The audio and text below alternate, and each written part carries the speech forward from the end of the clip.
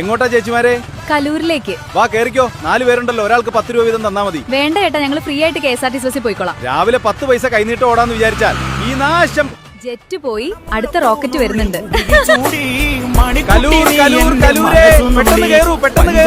ആരും കേറാത്തെ? വേണ്ട ചേട്ടാ, ഞങ്ങള് KSRTCയിൽ ഫ്രീ ആയി വന്നോളാം. ചേട്ടൻ വിട്ടോ. നിങ്ങൾ അനുഭവിക്കാൻ കിടക്കുന്നതേ ഉള്ളൂ. നോക്കിക്കോ, എത്ര ദിവസം ഈ ഫ്രീ യാത്ര ഉണ്ടാവുമെന്ന് കാണാം. അപ്പൊ പോട്ടെ.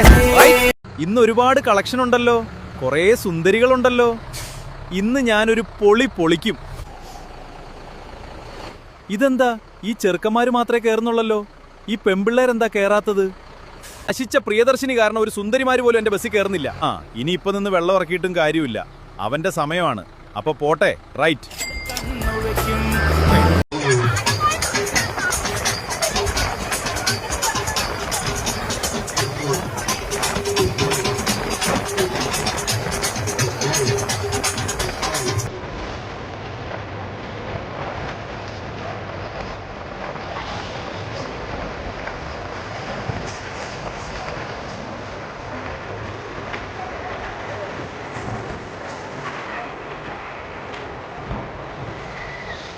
പത്ത് മിനിറ്റ് ഗ്യാപ്പിൽ ഉള്ള വണ്ടിയാ. പ്രിയദർശിനി കാരണം ഒരു ടിക്കറ്റും ഇല്ല. ആണ് കൺട്രാക്ടും ഡ്രൈവർ. ഇതിനെപ്പറ്റി എന്താണ് പറയാനുള്ളത്?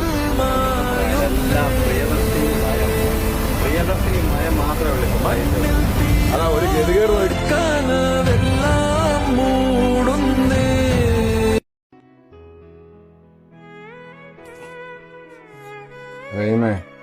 ഇതിപ്പോ ഡീസലിന്റെ പൈസ പോലും ഒത്തിയില്ലല്ലോ. അതിനെത്ര ദിവസമായിടോ നമ്മള് കൂലിയെടുക്കാതെ നമ്മളിങ്ങനെ പണിയെടുക്കുന്നു. ഞാൻ ഒന്നും മക്കളെ ഫീസ് കൊടുക്കാൻ വിചാരിക്കും, പക്ഷെ അതൊന്നും കഴിയൂലല്ലേ. ഡീസൽ അടിച്ച പൈസ നമുക്ക് നാളെ കൊടുക്കാം, ഇന്നത്തെ പൈസ എനിക്ക് കൊണ്ടാ. ഞാൻ മക്കളെ ഫീസ് അടിക്കട്ടെ. അതിന് ഡീസൽ അടിച്ച പൈസ അല്ലേലൊന്നും കൊടുക്കാനില്ല. ടയറിന്റെ പൈസ നമ്മൾ ലാസ്റ്റ് ഡേറ്റ് പറഞ്ഞ അന്ന് കൊടുക്കണമെന്ന്. അവിടെയും കൊടുത്തില്ലെങ്കിൽ ഓനെ നമ്മൾ പുരയില് വരും. അല്ലാ, എത്ര ദിവസം എന്ന് വിചാരിച്ചിട്ട് നമ്മളിങ്ങനെ കൂലിയെടുക്കാതെ ഇങ്ങനെ പണിയെടുക്കുക. നമ്മളെ വണ്ടിയിൽ ആകെയുള്ള യാത്രക്കാരെന്ന് പറഞ്ഞ സ്ത്രീകളായിരുന്നു. അതിപ്പോ KSRTCയിൽ ഫ്രീ ആയതിനു ശേഷം ഓരൊക്കെ പൈല് യാത്ര ചെയ്തു. ഇനിയും ഇത് മുന്നോട്ട് കൊണ്ടുപോകാൻ നടക്കുന്ന കാര്യമല്ല. എന്റെ അഭിപ്രായത്തില് നമുക്ക് ഈ ബസ് മെല്ലെ എങ്ങനെയെങ്കിലും വിറ്റ് ഒഴിവാക്കാം. അതിനൊക്കൂല, വേറെ എന്തെങ്കിലും പണിക്ക് നാടൻ പണി തന്നെ എടുത്ത് നമ്മൾ ജീവിക്കാം. 10-15 കൊല്ലമില്ലടോ നമ്മളെ കുടുംബ കയ്യിൽ ഈ ബസ് കൊണ്ട്.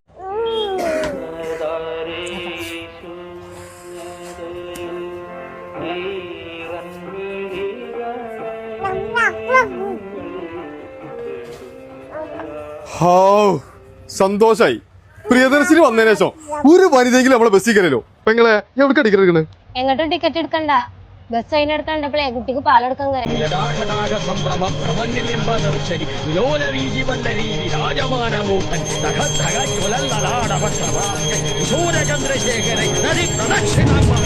എന്റെ എല്ലാ ശത്രുക്കളും ജയം വന്ന് ചാവട്ടെ. Friends, my name is Riju കെയർ. അപ്പൊ നമ്മുടെ പ്രൈവറ്റ് ബസ് ഓണേഴ്സിനൊക്കെ ഇപ്പൊ ഒരു പ്രശ്നം ഉണ്ടാവുന്ന രീതിയിലാണ് നമ്മുടെ ഇപ്പൊ പ്രൈവറ്റ് ബസ് ഒക്കെ ഓടിക്കൊണ്ടിരിക്കുന്നത്. കാരണം നഷ്ടത്തിലാണ് പോയിക്കൊണ്ടിരിക്കുന്നത്. നഷ്ടം എന്ന് പറഞ്ഞു കഴിഞ്ഞാൽ വളരെ നഷ്ടം തന്നെ സംഭവിക്കുന്നുണ്ട്. കാരണം ഇപ്പോ ഇന്ദിരാ പ്രിയദർശിനി പദ്ധതി വന്നപ്പോ തന്നെ ഈ പ്രശ്നത്തിന് ഒരു പരിഹാരം കാണാൻ വേണ്ടി പ്രൈവറ്റ് ബസ് അസോസിയേഷൻസ് ഒക്കെ ഗവൺമെന്റ് ആയിട്ട് സംസാരിച്ചിട്ടുണ്ടായിരുന്നു. ഇപ്പൊ സബ്സിഡി കാര്യങ്ങളൊക്കെ കൊടുക്കുന്നുണ്ട്. പക്ഷെ എന്നാലും ഇതിന്റെ ഒരു എഫക്റ്റീവ്നെസ് വരാൻ പോകുന്നത് ഒരു 6 മാസം 7 മാസം ഇൻ കേസ് 1 ഇയർ ാണ് ഇതിന്റെ എഫക്റ്റീവ്നെസ് വരുന്നത്. പ്രൈവറ്റ് ബസ് വ്യവസായത്തിനെയൊക്കെ തകർത്തുകൊണ്ട് മുന്നോട്ട് പോകാനായിട്ട് നമ്മുടെ KSRTC ബസ്സുകൾക്ക് കഴിയുമെന്ന് എനിക്ക് തോന്നുന്നില്ല. കാരണം ഏറ്റവും കൂടുതൽ നമ്മൾ പ്രൈവറ്റ് ബസ്സും ഒരു ഓപ്പർച്യൂണിറ്റിയിലായിട്ട് നമ്മൾ നാടുകളിൽ വളർന്നു വരുന്ന ഒരു ഇതിൽ തന്നെ വേണം. കാരണം എന്താണെന്ന് വെച്ച് കഴിഞ്ഞാൽ പ്രൈവറ്റ് ബസ് അവരുടെ ഉപജീവന മാർഗമാണ്. ഡ്രൈവർ, കിളി, കണ്ടക്ടർ. ഇപ്പൊ ഈ പറഞ്ഞോട്ട് കിളിയില്ല, കുറവാണ്.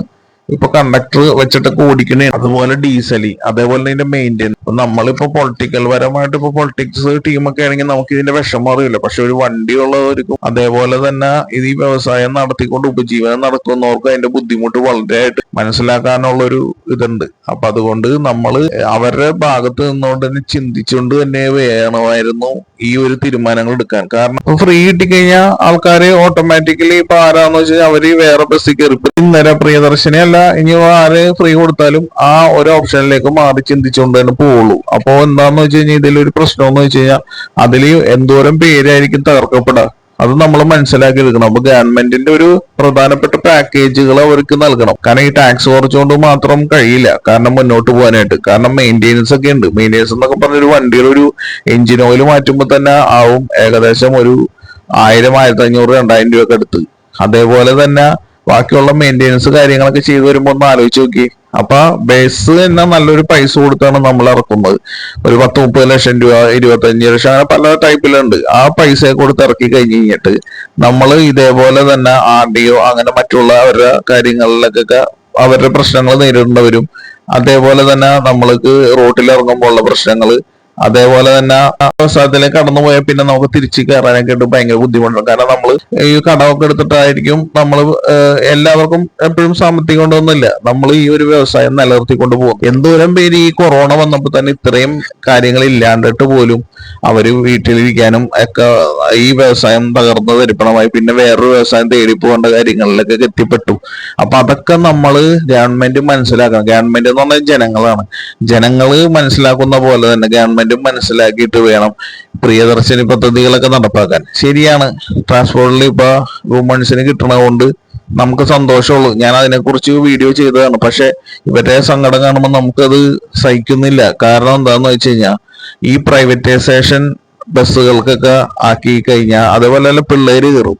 1 രൂപ ടിക്കറ്റിലൊക്കെയാണ് പിള്ളേര് കയറുന്നത്. ഈ പിള്ളേരെയും കൊണ്ട് പോയി അവരുടെ സൈഡിൽ ഇറക്കി കൊടുക്കുമ്പോൾ ഈ ബസ്സുകാർക്ക് എന്തോരം ഇതാണ് നഷ്ടമാകുന്നത്. അതേപോലെ തന്നെ ജനങ്ങൾ ഇപ്പൊ പെമ്പിള്ളേരൊക്കെ ഏറ്റവും കൂടുതലുള്ളത് അവര് ഇപ്പൊ നോക്കുമ്പോ അതേ ഈ പ്രിയദർശിനി പദ്ധതി ഉണ്ട്, നമുക്ക് ആ വണ്ടി കയറി പോവാ.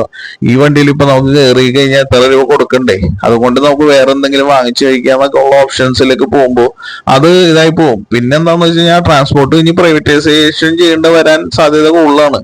കാരണം ഇതിന്റെ നഷ്ടം എന്ന് പറയുമ്പോൾ ഞാൻ കണക്ക് നേരത്തെ ഒരു ഇതിൽ ചെയ്തിട്ടുണ്ട്.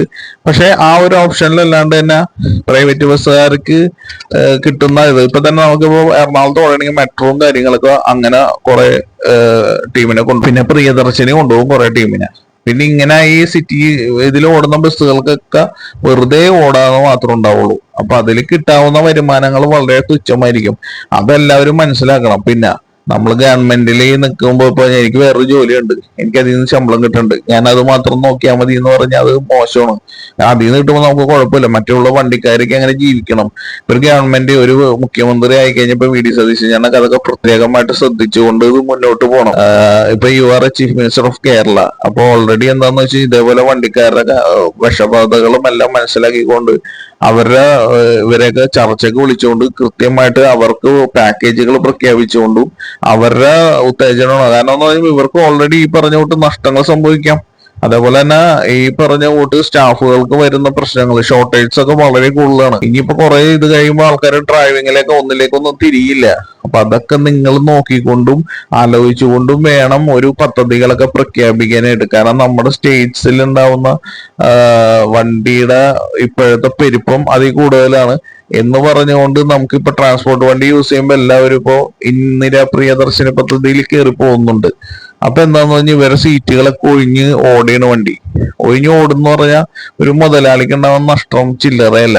കാരണം ഡീസൽ എന്ന് പറഞ്ഞാൽ ഓരോ ദിവസം വില കൂടിക്കൊണ്ടിരിക്കുന്നു. ഇലക്ട്രിക് വണ്ടികളായി അത്രയും നഷ്ടം വരില്ല, എന്നാൽ പോലും നമുക്ക് വന്നുകൊണ്ടിരിക്കണം. പിന്നെ അതുകൂടാതെ തന്നെ ടെസ്റ്റിനൊക്കെ കയറ്റണം, നല്ലൊരു ചെലവ് വരും. ഒരു ദിവസം തന്നെ മെയിൻ്റെനൻസിന് തന്നെ നല്ല കാശ് വരും. അതേപോലെ തന്നെ വണ്ടി ഒന്ന് ഒരു ഇതിലേക്കൊന്ന് സർവീസിങ്ങിന് കയറ്റുമ്പോൾ തന്നെ ആവും നല്ലൊരു തുക. അതുകൂടാണ്ട് തന്നെ ഈ സ്റ്റാഫുകൾക്ക് കൊടുക്കണം ശമ്പളം. ഇതൊക്കെ വരുമ്പോ നഷ്ടത്തിലേക്ക് പോകാതിരിക്കാൻ നമ്മൾ ജനങ്ങളെ ഒരുമിച്ചുകൊണ്ട് ജനങ്ങളെല്ലാവരും ഒത്തൊരുമിച്ചുകൊണ്ട് ഈ വ്യവസായത്തെ നമ്മൾ താഴേക്കിട്ട് തകർക്കരുത്, പൊട്ടിക്കരുത്. കാരണം പ്രൈവറ്റ് മുതലാളിമാരുടെയും പ്രൈവറ്റ് തൊഴിലാളികളുടെയും നമ്മളുടെ തന്നെ സ്വന്തം സഹോദരന്മാരായിട്ട് കണ്ടുകൊണ്ട് അവരെ നല്ല രീതിയിൽ നമ്മൾ സഹായിക്കണം. എന്താന്ന് വെച്ച് കഴിഞ്ഞാൽ സഹായിക്കണം എന്ന് പറഞ്ഞാൽ പൈസപരമായിട്ട് സഹായിക്കണമെന്നല്ല, നമ്മളെല്ലാവരും നമ്മുടെ പ്രൈവറ്റ് വണ്ടിനെ പൂർണ്ണമായിട്ട് ഉപേക്ഷിക്കാണ്ട് എല്ലാ ലേഡീസും അതിനൊരു ഇത് എടുത്തുകൊണ്ട് നമ്മൾ അതിൽ കയറണം. കാരണം എന്തെങ്കിലും ഒരു സമയത്ത് നമുക്കത് പിന്നെ ബുദ്ധിമുട്ടായിട്ട് മാറും. കാരണം അന്ന് നമ്മളത് ചെയ്തുകൊണ്ടാണല്ലോ നമ്മുടെ സഹോദരന്മാര്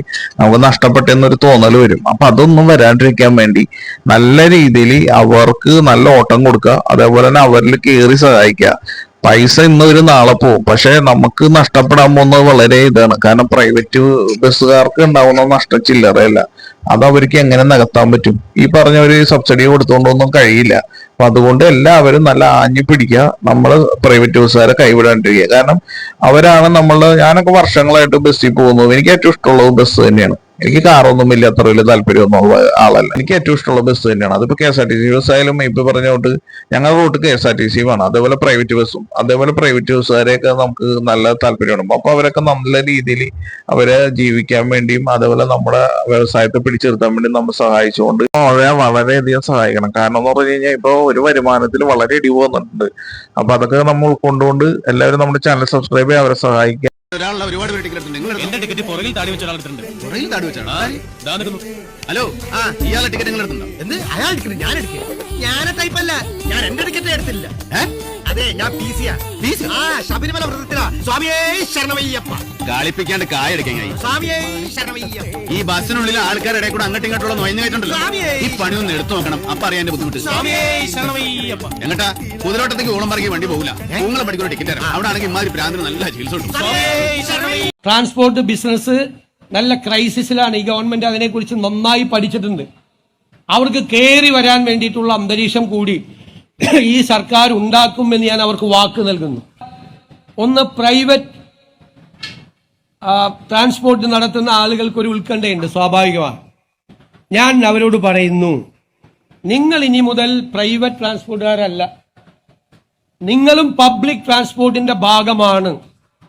കാരണം ട്രാൻസ്പോർട്ട് ബസ്സില്ലാത്ത സ്ഥലങ്ങളിൽ ഈ പാവപ്പെട്ടവരെ കൊണ്ടുപോകുന്നത് സ്വകാര്യ ബസ്സുകളാണ്. പണ്ടൊക്കെ വലിയ മുതലാളിമാരാണ് എന്ന് നമ്മൾ പറയും, ബസ് മുതലാളി. ഇപ്പൊ ഇല്ല. ഇപ്പൊ ബസ് മുതലാളിയായിട്ട് വീട്ടിലിരുന്ന ബസ് വേറെ വഴിക്ക് പോകും. ഒന്നുകിൽ കണ്ടക്ടറായിട്ട്, അല്ലെങ്കിൽ ചെക്കറായിട്ട്, അല്ലെങ്കിൽ ക്ലീനറായിട്ട് വണ്ടി കയറണ മുതലാളി കൂടി. ആ ഒരു കാലമാണ്. ട്രാൻസ്പോർട്ട് ബിസിനസ് നല്ല ക്രൈസിസിലാണ്. ഈ ഗവൺമെന്റ് അതിനെക്കുറിച്ച് നന്നായി പഠിച്ചിട്ടുണ്ട്. പ്രൈവറ്റ് ബസ്സുകാർ നെഞ്ചത്തടിച്ച് ഇങ്ങനെ ഒരു പരിപാടി കൊണ്ടുവരേണ്ട കാര്യമില്ലായിരുന്നു. നമുക്കും ഒരു ബെനിഫിറ്റ് ഇല്ല, സത്യം പറഞ്ഞ ആളില്ല, പൊതുവെ ആളും ഇല്ല. ആപ്പാടെ ഒരു ബുദ്ധിമുട്ട അവസ്ഥയാണ്. കൂടുതലും പിള്ളേരാണ് വണ്ടിയൊക്കെ കയറുന്നത്. ഈ ഒരു രൂപയും കൊണ്ടൊക്കെ ഡീസൽ അടിക്കാൻ നമ്മളെ കൊണ്ട് പറ്റത്തില്ല. നമ്മളെ കൊണ്ടല്ല, നമ്മുടെ മുതലാളിമാർക്കും ഒന്നും പറ്റത്തൊന്നുമില്ല. എന്ന് വെച്ചാൽ ഞങ്ങൾ ഒരു വണ്ടിയിൽ തന്നെ ഒരു 3 പേര് അല്ലെങ്കിൽ 2 പേരേക്കുള്ള സ്റ്റാഫുകളാണ് കൂടുതലുള്ളത്. അന്നേരം അവർക്കും മുതലാകത്തില്ല. ഇപ്പം ചില വണ്ടിയിൽ നിന്നൊക്കെ 3 പേരുള്ളവർക്ക് ഇപ്പൊ 2 പേരുള്ളൂ, കണ്ടക്ടറും ഡ്രൈവറും മാത്രമേ ഉള്ളൂ. ചെക്കറിന്റെ ഒരാൾ വെട്ടിക്കുറച്ചുണ്ട്.